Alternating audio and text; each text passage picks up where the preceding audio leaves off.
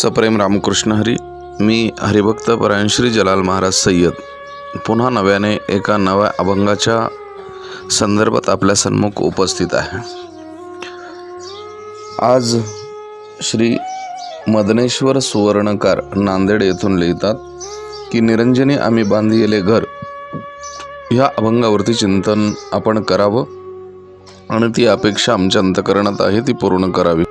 आपल्या निर्धारित वेळेमध्ये हा अभंग आणि ह्या अभंगाचं चिंतन पूर्ण होईल की नाही सांगता येणार नाही, पण तसा प्रयत्न करणार आहे। अभंग आहे, निरंजनी आम्ही बांधिले घर निराकारी निरंतर राहिलोसे, निराभासी पूर्ण झालो समरस खंड ऐक्यास पावलो आम्ही, तुका म्हणे आता नाही अहंकार झालो तदाकार नित्य शुद्ध।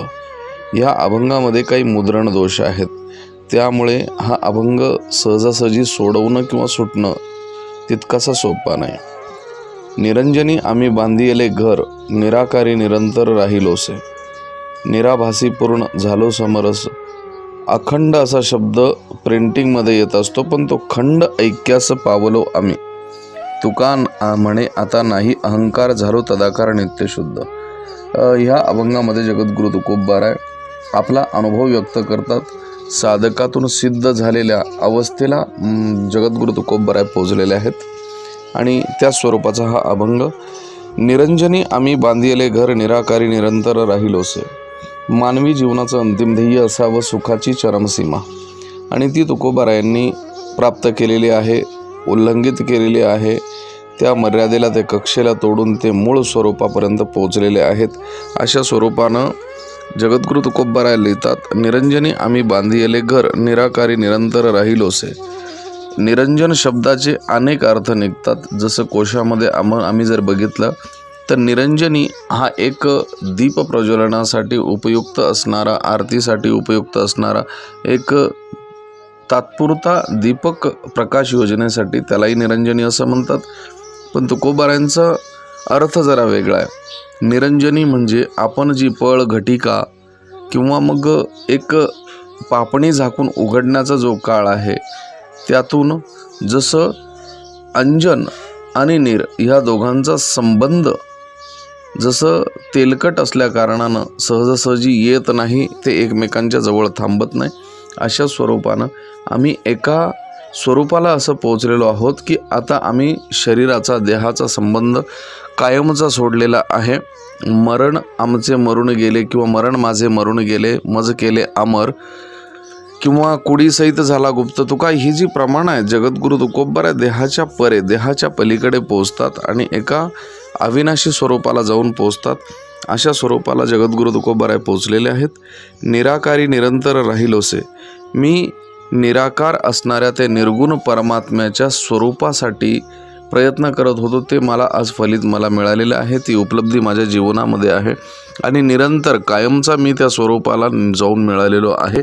अशा स्वरूपानं जगद्गुरु तुकोबाराय स्वतः आपल्या जीवनातल्या उपलब्धीची प्राप्तीची ग्वाही देताना दिसतात। जसे की ह्या सृष्टीचा भास होणे, आभास होणे, ह्या जगतातील सर्व वस्तूंचा भास होणे, जसं जगद्गुरु शंकराचार्यजी एका ठिकाणी उत्तम लिहितात, ब्रह्म सत्य जगत मिथ्या जीवो ब्रह्म एव न परहा, हे वेदांत म्हणजे उपनिषदांचं मत आहे। आणि ह्या विश्वामध्ये ब्रह्म सत्य आहे, जगत मिथ्या, पण जगत जे आहे आमच्या नजरेसन्मुख असतं, जगत आम्हाला दिसू लागतं, ते भासतं आभासतं, पण ब्रह्म दिसत नाही, भासत नाही, तरी पण ते आहे। म्हणजे ब्रह्म सत्य आहे, जगत मिथ्या आहे, दिसणारी सर्व वस्तू असतेच असं मुळीच नाही, मृगजळ पण दिसतं भासतं, पण ते असत नाही। अशा स्वरूपानं जगद्गुरु तुकोबाराय सांगतात की मी निराभासी, जो आभास निर्माण होतो त्या सत्य असणाऱ्या स्वरूपाशी समरस झालेलो आहे। आणि अखंड असा जो शब्द उच्चारला जातो तो चुकीचा आहे। खंड ऐक्यास पावलो आम्ही, उदाहरण सांगायचं ठरलं तर श्रीमद भगवद्गीतेमध्ये भगवान परमात्मा सांगतात की मी ह्या शरीराला चालवतो, मीच ह्या शरीराचा साक्षी आहे, आणि हे शरीर मी ज्या तत्वानं चालवतो ते तत्व म्हणजे आत्मस्वरूप आहे। थोडक्यात बोलायचं ठरलं तर आत्मा हा भगवान परमात्म्याचा अंश आहे श्रीमद्भगवद्गीतेमध्ये पुन्हा एक श्लोक आहे, अनन्यश्चिंतयन्तो माम ये जना पर्युपासते तेषां नित्याभियुक्तानां योगक्षेमं वहाम्यहम्. त्यामध्ये योग या शब्दाचा अर्थ असा जोडला जातो, योगाचे 2 प्रकार मानले गेलेले आहेत, एक हठयोग आणि एक राजयोग.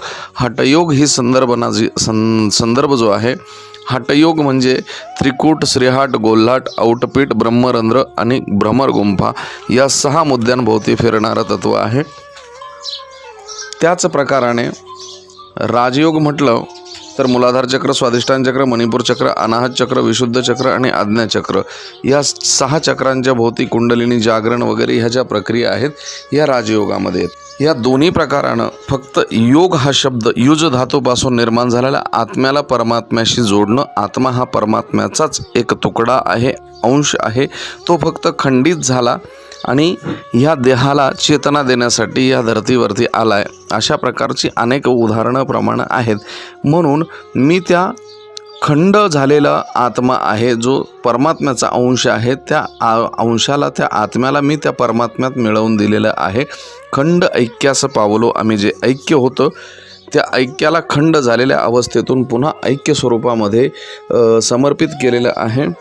तुका म्हणे आता नाही अहंकार, झालो तदाकार नित्य शुद्ध. एक दृष्टांत देईन आणि आजच्या सेवेला विराम देईन. दृष्टांत अशा प्रकारचा आहे की काही दिवसापूर्वी एका ठिकाणी मला प्रश्न विचारण्यात आला होता की स्वामीजी, आपण ज्या कथा सांगता आहात त्या कथेमध्ये ईश्वराचं अस्तित्व हे छातीला हात लावून आपण सांगत असतात. मग ईश्वराचं अस्तित्व जर का 100% सत्य असेल तर आम्ही ते मान्य करू, ठीक आहे. हे सर्व विश्व जे आहे हे ईश्वराच्या व्यतिरिक्त कल्पनाच करवत नाही. मग हे विश्व जर सत्य आहे, या विश्वामध्ये ईश्वर जर सत्य आहे, तर त्याचं अस्तित्व कुठे आहे, कुठे असतो तो? मी उत्तर देताना सांगितलं की रूपम रूपम बभुवासो प्रतिरूप इति श्रुती ही उपमा सूर्यक इत्यादी सूत्र यामास सूत्रकृत. तो चराचरामध्ये व्याप्त आहे. विठ्ठल जळीस्थळी भरला, रिता ठाव नाही उरला. त्या प्रश्नकर्त्यानं पुन्हा प्रश्न विचारला की जर तो चराचरामध्ये आहे तर तो, हिंदीमध्ये प्रश्न होता की भगवान चट्टानों में होते हे, म्हणजे पर्वतांमध्ये असतात. मी सांगितलं हो. काय स्वरूपानं? तर स्वतः पहाड, पर्वत भगवान परमात्मा आहे. पाण्यामध्ये भगवान परमात्मा असतात का? तर हो, पाण्यामध्ये भगवान परमात्मा असतात. काय स्वरूपानं असतात? पाणीच भगवान परमात्मा आहे. ठीक आहे. तिसरा आणि शेवटचा प्रश्न अत्यंत गोड सुंदर होता. त्या मुलीनं विचारला की इंसानों में भगवान परमात्मा होते, माणसामध्ये देव असतो का? मी सांगितलं हो, ईश्वर हा माणसामध्ये सुद्धा असतो. मग माणसामध्ये ईश्वर असतो तर काय स्वरूपानं असतो? तर मी वगैरे वगैरे अनेक प्रकारची प्रमाणं देऊन सांगितलं, पण त्या व्यक्तीचं समाधान झालं नाही. त्या प्रश्नाच्या अंतरित स्वरूपानं मीही जरा व्यथित झालो आणि एक पूर्ण रात्रभर विचार करून दुसऱ्या दिवशीच्या कथेमध्ये त्या प्रश्नाचं उत्तर देण्याचा प्रयत्न केला. पण पुन्हा मला प्रतिप्रश्न आले की जर भगवान परमात्मा हा पर्वतांमध्ये असतो तर पर्वत तुटून हजारो लाखो लोकांचा बळी जातो, तर मग भगवान परमात्मा स्वतःच्याच स्वरूपाला का नष्ट करण्याचा प्रयत्न करतात? हा पहिला प्रश्न. जर पाण्यामध्ये भगवान परमात्मा आहे तर मोठमोठे पूर येतात आणि ह्या पुरामध्ये अनेक लोक वाहून जातात, मोठ्या मोठ्या आपत्ती विपत्ती येतात. मग भगवान परमात्मा स्वतःच्याच लेकरांशी असा का वागतो? तिसरी आणि शेवटचा प्रश्न होता, जर भगवान परमात्मा ह्या विश्वामध्ये राहतो आणि तो माणसाच्या स्वरूपात राहतो तर माणसाचं विवेकत्व, माणसाचं माणूसपण माणूस का सोडतो? याचं कारण आहे की जर भगवान परमात्मा पर्वतामध्ये राहिला तर पर्वताकडे असणारा एक निश्चित स्वरूपाचा भाव नाही आहे, पण तो कालांतरानं कधीतरी ढासळणं हा त्याचा स्वभाव आहे. हा भगवान परमात्म्याला त्या पर्वताकडून घ्यावा लागतो, त्यावेळेस भगवान परमात्मा तिथे आश्रित होतात. पाण्याचा स्वभाव आहे भरण पोषण, पण त्याची दुसरी बाजू जी अति झालं की त्याची माती करणं हा स्वभाव त्या ईश्वराला स्वीकारावा लागतो आणि तदनंतर भगवान परमात्म्याला त्या ठिकाणी आश्रय मिळत असतो. तसंच माणसाच्या ठिकाणी असणारा अहंकार हा शरीरात जर असेल तरच ईश्वराला तिथे अस्तित्व आहे, आणि अहंकार गेला की देव झाला असं तुकोबरांचं एक प्रमाणसुद्धा आहे. मग हा अहंकार गेल्यानंतर खरोखर ईश्वर आपल्या ठिकाणी प्रकट स्वरूपानं वास्तव्य करू शकतो का? तो आहे, पण प्रकट स्वरूपानं वास्तव्य करू शकतो का?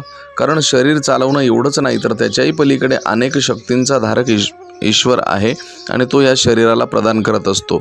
एक उदाहरण आहे, जेव्हा भगवान वामन अवतारामध्ये राजा बळीकडे भिक्षा मागतात. भिक्षा मागताना 3 पावलं भूमी मागतात. सूक्ष्म ऐकावं. पहिल्या पावलामध्ये ते पृथ्वी प्रादाक्रांत करतात. ज्या पृथ्वीवरती अधिराज्य आहे राजा बळीचं ती दिली. बळीराजाला शुक्राचार्यांनी अनेकदा समजावून सांगितलं, पण बळीराजा जो आहे हा एका विशिष्ट प्रज्ञेनं प्रभावित झालेला व्यक्ती असल्या कारणानं त्यानं पुन्हा सांगितलं, अजून दुसरं पाऊल कुठे ठेवणार? स्वर्गात. आणि तिसरं पाऊल ठेवायचं कुठे? तर सांगितलं, माझ्या डोक्यावर. त्यावेळेस भगवान परमात्म्याचा युक्तिवाद आहे की जर पृथ्वी माझी आहे, स्वर्ग माझं आहे, तर पृथ्वीचा अधिपती असणारा पार्थिवापासून निर्माण झालेला हा राजा बळी जर माझंच मला देतोय तर त्याचं मला काय देतोय? याचा अर्थ असा की ईश्वर प्रसन्न झाला की प्रथमतः तो आपल्या अस्तित्वात ज्या गोष्टीचा आपल्याला गर्व आहे त्या गर्वाला, त्या दंभाला तो गिळंकृत करत असतो. एक आशावादी वृत्ती. दुसरी गोष्ट, माणसाच्या गरजा कमी व्हाव्यात म्हणून त्याच्या आशा अपेक्षा ज्या काही इच्छा आहेत त्या इच्छा नष्ट करून समाधानी राहायला शिकवतो. म्हणजे स्वर्गाची इच्छा असणाऱ्या बळीला स्वर्गाच्या संबंधी आसक्तीविहीन करण्याचं काम भगवान परमात्म्याने केलेलं आहे. आणि शेवटी ज्या वेळेस बळीराजाला सांगतात की हे पार्थिव, पृथ्वी माझी आहे तर पार्थिवही माझंच आहे, त्यामध्ये वास्तव्य करणाराही मीच आहे, मग हे शरीर जर माझं आहे तर तुझ्या डोक्यावरती पाय देण्यासाठी का सांगतोयस तू? बळीराजानं सांगितलं, हे शरीर तुझं आहे, शरीरामध्ये चैतन्य तुझं आहे, पण माझ्या डोक्यामध्ये अहंकार तो माझाच आहे आणि हा अहंकार मी तुझ्या पायी देतोय. अहंकार दिला की भगवान परमात्मा त्यासाठी एक ओवी आहे. आता चटकन ती आठवते की नाही, पण ऐसा अपकारी या तुझा उपकारू, तू अपात्री ही तरी उदारू, दे दान म्हणून दारवंठे करू जाहलासी बळीचा. भगवान परमात्म्यानं बळीच्या द्वारावरती एका द्वारपालाची भूमिका निभवावी. याचा अर्थ असा की अहंकार दिला की भगवान परमात्मा स्वतःमध्ये समरस करून घेत असतो. म्हणून तुकोबराय सांगतात, तुका म्हणे आता नाही अहंकार, झालो तदाकार नित्य शुद्ध. मुळात आत्मा शुद्ध आहे आणि त्या शुद्ध असणाऱ्या आत्म्याच्या स्वरूपाला मी जाऊन मिळालेलो आहे. त्या भगवान परमात्म्याच्या स्वरूपाशी तदाकार झालेलो आहे. तद आकार त्याच्या स्वरूपाचा झालेलो आहे. अशा स्वरूपाचा हा अभंग. सर्वांना विनंती आहे, लाईक करा, फॉलो करा आणि शेअर करायला